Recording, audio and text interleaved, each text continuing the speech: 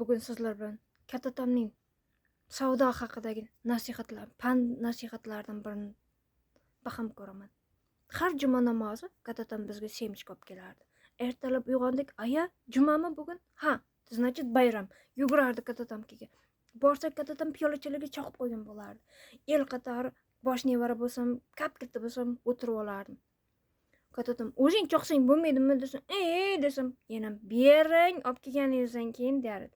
Mazaq yeb olganimizdan keyin katta otam omin qilishni o'rgatardi. Uzun ssenariy, ozginasini aytaman. Kimki ekkan tikkanga rahmat. Kimki sotganga rahmat. Eng oxiri, eng katta rahmat yegan ichganga rahmat.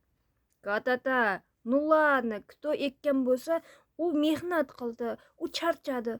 Uni tushunsak bo'ladi. Da, unga обязательно rahmat aytish kerak. Lekin sotganga nega? Sotish ham bir xizmat, bir hikmat. U ham sovuqda turadi, issiqda turadi. Eng muhimi odamlarga telpillab. Olasanmi? Olasizmi? Buni aytishning o'zi qanchalar og'ir. Endi tushunyapman. Katta ota, yegan ichganga nega rahmat? Biz mazza qilib yedik tayyor narsani. Sen shu tayyor narsani yemasang, uvol bo'ladi-ku bu tayyor narsa. Yeydigan odam hamisha bo'lsin. O'shanda savobi tegadi. Ekkan tikkanga, sotganga zoya bo'lib, uvol bo'lib yeydigan odam topilmasa, bundan yomoni yo'q. Har doim yegan ichganing uchun senga rahmat.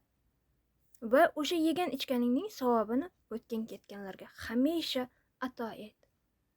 Eslab o't. Yegan ichganlaringizning savobini hamisha o'tgan ketganlarga atab o'ting. Salom.